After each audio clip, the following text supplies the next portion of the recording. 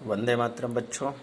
आज हम लोग कक्षा 8 एसएस प्राकृतिक आपदाएं, सुनामी और बाढ़, अकाल और आंधी तूफान, इसके बारे में पढ़ेंगे। तो बच्चों, सुनामी आपने समुद्र तो ज़रूर देखा होगा। समुद्र में बड़ी बड़ी लहरें उठती हैं जो कि बहुत ही भयंकर विनाश उत्पन्न करती हैं, उसे सुनामी कहते हैं। तो आइए हम इसे विस्तार से पढ़ते हैं। समुद्र की सतह पर आए हुए ज्वालामुखी के फटने से या सतह पर भूकंप होने से समुद्र की सतह पर खूब शक्तिशाली विनाशक लहरें उत्पन्न होती हैं। यानी समुद्र की जो समुद्र है उस पर जो ज्वालामुखी आता है या उस पर भूकंप आता है, तो उस वजह से ये सुनामी लहरें उत्पन्न होती हैं। इन लहरों को सुनामी कहते हैं। वे लहरें ऊंची और असाधारण लंबी, मतलब बहुत ऊंची होती हैं और असाधारण लंबी होती हैं। ये एक चित्र है, देखिए, समुद्र के किनारे का, और ये लहरों को दिखाया गया है।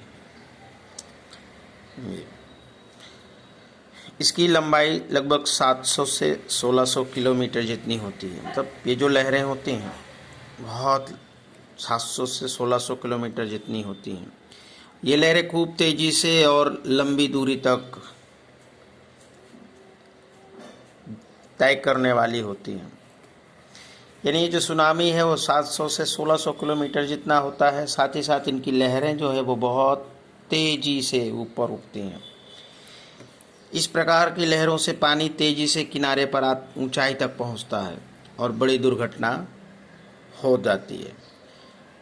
11 मार्च 2011 में जापान में देखने को मिला था। उसी तरह से 2006 में श्रीलंका में देखने को मिलेगा, जिसमें से उसके पूरा जो स्थान थे अगल बगल के समुद्री विस्तार वाले, वो तबाह हो गए थे।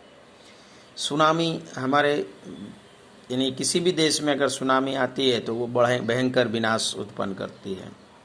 सुनामी क्या है कि समुद्र में उठने वाली तेज लहरें जो बहुत सारा नुकसान करती हैं।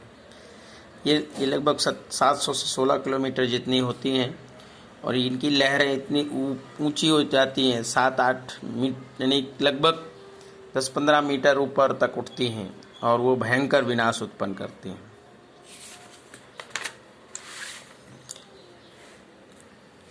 चक्रवात या झंझावत किससे बड़ी और शक्तिशाली लहरें उत्पन्न होती हैं। मतलब चक्रवात होता है यानी पवनों का यानी चक्कर काटते जैसे, तो उससे बड़ी और शक्तिशाली लहरें उत्पन्न होती हैं। तूफान शांत हो जाने के बाद भी उसका आकार बदलता है तथा ऊंची और लंबी तरंग लंबाई की लहरें बन जाती हैं। ये जो सुनामी है, जब तूफान शांत हो जाता है तो उसके बाद भी उसका आकार बदलने लगता है। साथ ही साथ ऊंची और लंबी तरंग लंबाई की लहरें उसमें बन जाती हैं। समुद्र में ये लहरें उछलती हुई दिखाई पड़ती हैं, मतलब ये उछलती हुई ऐसा दिख रही है, और उद्भव स्थान से दूर हजारों किलोमीटर तक फैल जाती है। मतलब जहाँ से इसकी उत्पत्ति होती है वहाँ से वो कई हजार दूर तक चली जाती है। आपको तो पता ही है कि समुद्र का जो समुद्र है वो बहुत ही विशाल है, बहुत लंबा है, इसलिए कई हजारों किलोमीटर तक ये सुनामी का प्रभाव देखने को मिलता है।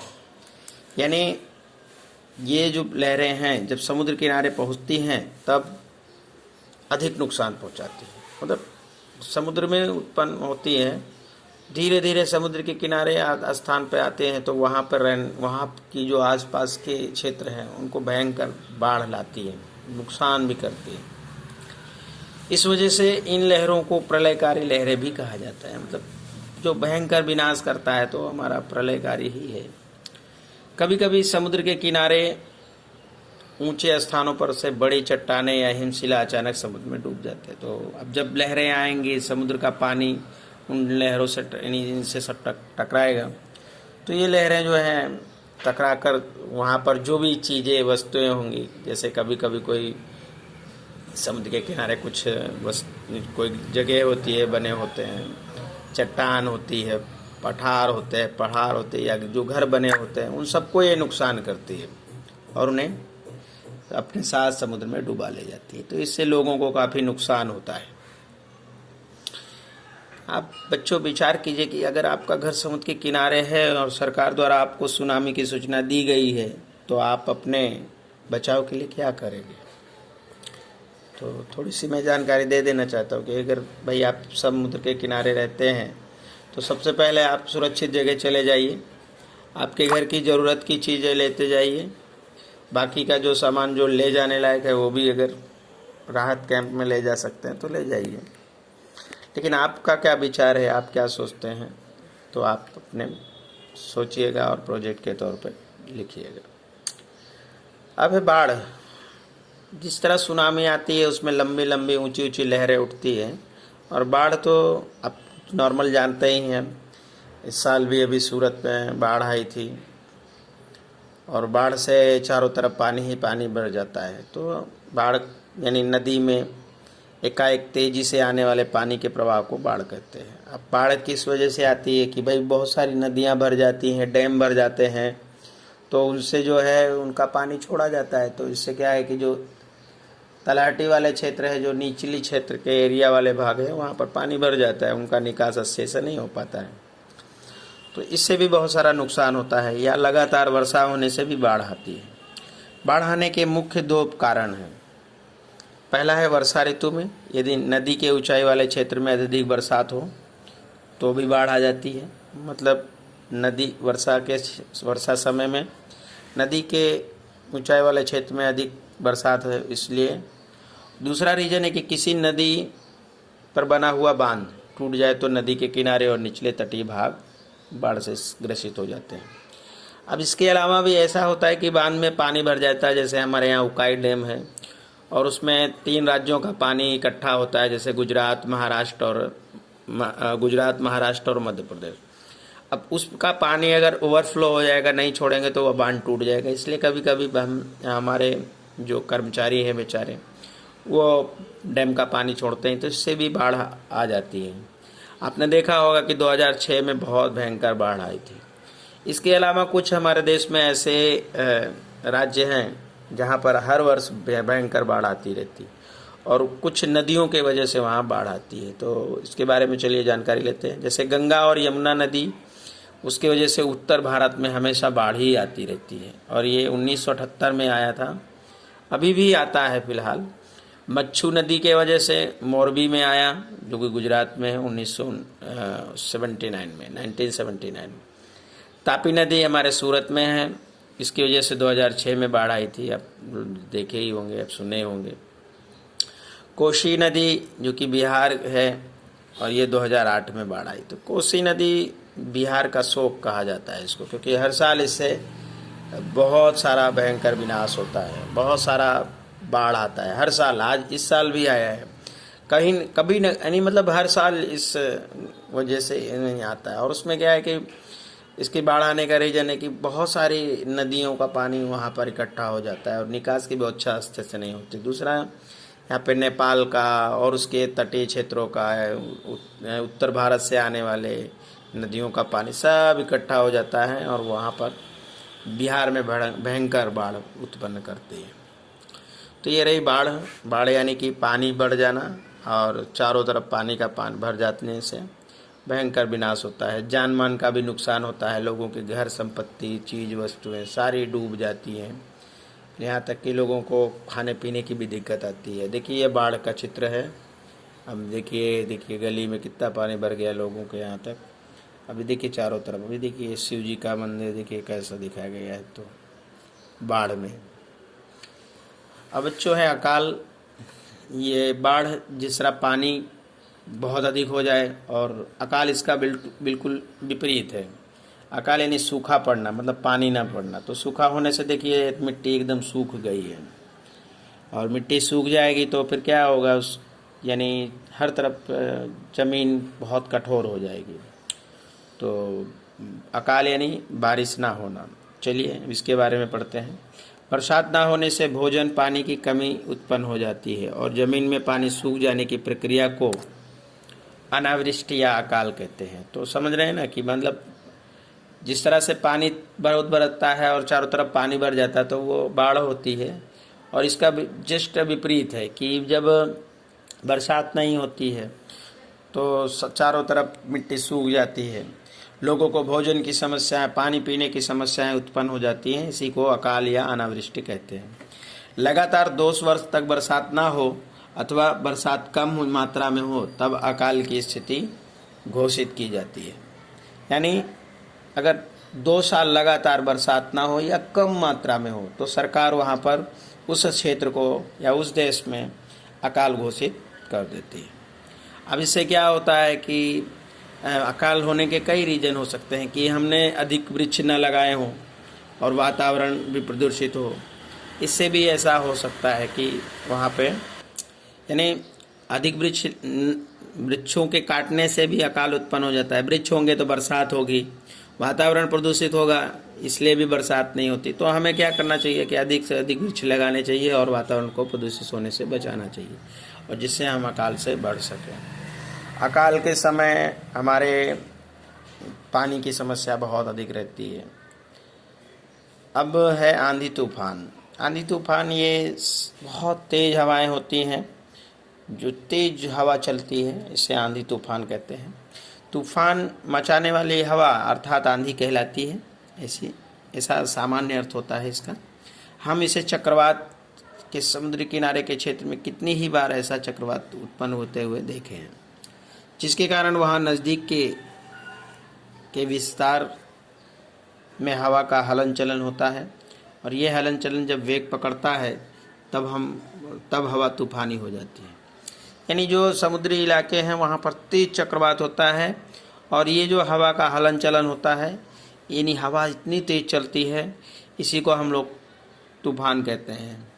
60 किलोमीटर प्रति घंटे के हिसाब से, 120 घंटे के हिसाब से, कभी कभी इतनी भयंकर होती हैं कि बहुत तेज चलती हैं। तो बच्चों आपने देखो, ये देखिए बाढ़ यानी तूफान, इसे पेड़ पौधे और घर, जो रोड लाइट हैं, मकान हैं, उनमें छत हैं, जो भी पतरे डाले होते हैं, ये सारे चीज़ उड़ जाते हैं। तो कभी कभी जान मान का भी काफ़ी नुकसान होता है। अब यहाँ हवा के तूफान मर्यादित समय के लिए और मर्यादित क्षेत्र में प्रभाव डालते हैं। ऐसे तूफान हरिकेन, टर्नेडो, चक्रवात आदि नामों से जाने जाते हैं। मतलब इनको एक विशेष नाम दिया जाता है कि इसका नाम हरिकेन है, इसका नाम टर्नेडो है, इसका नाम चक्रवात है। तो इनको एक विशेष नाम दिया जाता है। ज़्यादातर हमने देखा है कि जो तूफान है वो कुछ समुद्री क्षेत्रों में, कम दबाव वाले क्षेत्रों की वजह से उत्पन्न होता है और वहाँ पर भारी जान मान का नुकसान करता है। साथ ही साथ हमने देखा कि उत्तर भारत में भी जो मैदानी प्रदेश है वहाँ पर आंधी आती है, और ये सब गर्मी के मौसम में होता है। साथ ही साथ बरसात के मौसम में भी जो समुद्रों में चक्रवात उत्पन्न होने के कारण भी कभी कभी होता है, और ये भी भयंकर विनाश उत्पन्न करता है। हमें करना क्या चाहिए कि अगर भाई आंधी तूफान है तो उस समय हमें घरों में सुरक्षित रहना चाहिए, सरकार की आज्ञा का पालन करना चाहिए, जैसा सरकार बोले वैसा हमें करना चाहिए। अब है बच्चों दावानल, यानी ये जंगलों में जो आग लग जाती है। जैसे कि तूफान आने यहाँ पर है कि कोई विचार कीजिए कि तूफान आने वाला हो तब संदेह व्यवहार सूचना के अनुसार आप क्या करेंगे। मैंने थोड़ा आपको अब जानकारी दे दी कि ये करना चाहिए। अब हमारा टॉपिक रहेगा कि दावानल यानी फॉरेस्ट फायर, जंगलों में जो आग लगती है। तो बच्चों आपने कभी सोचा है कि जंगलों में आग किस वजह से लगती है? क्या वो यहाँ पर कोई ले जाकर माचिस से आग लगा देता है? तो जंगलों में मैं बताता हूँ आपको कि जंगलों में जो आग लगती है तो सामान्यतः क्या होता है कि वहाँ पर बहुत घने जंगल होते हैं, और गर्मी के मौसम में इन जंगलों में जब हवा चलती है तो इन पेड़ों में रगड़ उत्पन्न होती है, और रगड़ होने से इनमें चिंगारी उत्पन्न होती है, और चिंगारी जो है वहाँ पर रहे हुए खरपतवार में आग के रूप में पकड़ लेती है, और उसके बाद ये भयंकर आग के रूप में तब्दील हो जाती है। ये जो चित्र है दावानल का चित्र है। ये देखिए, जंगलों में वृक्षों के परस्पर घर्षण, आकाश से गिरती तड़ित या किसी अन्य कारण से आग लग जाती है। तो मैंने आपको बताया कि जो वृक्ष हैं वो आपस में रगड़ करते हैं। कभी कभी बच्चों बिजली भी गिरती है, आकाश की बिजली, उससे भी कभी कभी इसका आग लग जाती है। या कभी कभी कोई ऐसा भी रीजन होता है कि भाई ले जाए कोई माचिस लगा दे, आग लगा दे उस जंगल में, इस वजह से भी आग लग सकती है। यानी इसके कई रीजन हो सकते हैं दावानल के, यानी परस्पर घर्षण या आकाश से बिजली गिरना या कोई ले जाकर आग जंगल में लगा दे, जिसे दावानल कहते हैं, जिससे वनस्पति को अत्यधिक नुकसान होता है। तो यानी इससे हमारी वनस्पतियों को बहुत नुकसान होता है। साथ ही साथ बच्चों, वनस्पति के साथ साथ हमारा वातावरण भी प्रदूषित होता है इससे, क्योंकि इससे बहुत सारा धुआं निकलता है, कार्बन डाइऑक्साइड उत्पन्न होता है और हमारा वातावरण इससे बहुत प्रभावित होता है। इसको जंगलों में कभी कभी आग बुझाने में बहुत समय लगता है। आपने कभी टीवी में देखा होगा कि विदेशों में बोलते हैं कि वहाँ पर आग लगी हुई है जंगलों में। तो इस तरह से बहुत ऐसे हैं जहाँ पर आग लग जाती है इसमें, और प्रायः गर्मी के मौसम में ऐसा होता है। अब है भूस्खलन यानी लैंडस्लाइड, यानी ज़मीन का खिसकना। तो ज़मीन क्या होता है कि जो पहाड़ी वाले क्षेत्र होते हैं, जब बहुत अधिक बरसात होती है तो उस मिट्टी एकदम कमज़ोर हो जाती है, मतलब फिसलनदार और एकदम खिसकदार हो जाती है। तो इस वजह से भूस्खलन होता है। तो देखिए ये चित्र जो है ये भूस्खलन का है। चलिए भूस्खलन के बारे में पढ़ते हैं। भूस्खलन के दो प्रकार होते हैं, एक अधिक बरसात के कारण अथवा भूकंप के कारण। मतलब भूस्खलन जो है बच्चों, वो बहुत अधिक बरसात होती है उसकी वजह से भी हो सकता है, साथ ही साथ भूकंप आने के कारण। कई बार पृथ्वी के ऊपर देखा गया है कि नीचे की तरफ खिसक जाता है, मतलब उसका ऊपर का भाग जो पहाड़ी क्षेत्र है या बहुत ऊंचा टीला है तो खिसक जाता है, यानी मिट्टी उसकी। तो इसे ही भूस्खलन कहते हैं। यानी कि वर्षा ऋतु में अधिकतर भूस्खलन जो है बच्चों, वो कोंकण रेलवे के मतलब ऐसे क्षेत्रों में होता है जहाँ पर पहाड़ी हो या ऊंचे ऊंचे टीले हों। अब ये ऊंचे ऊंचे टीले जो होते हैं वो वहाँ पे जो स्थान बने होते हैं, वहाँ की जो सेवाएं होती हैं, उनको सबको प्रभावित करते हैं। तो जैसे इस भूस्खलन के कारण कोंकण रेलवे यातायात बहुत प्रभावित होता है। और ये थी हमारी प्राकृतिक आपदाएं जो हमने आज सीखा। अब बच्चों आपका प्रोजेक्ट है कि नज़दीक के भूतकाल में घटित किसी भी प्राकृतिक घटना की जानकारी एकत्र करिए और उसके प्रभाव को चित्रों और का अंक तैयार कीजिए। जय हिंद।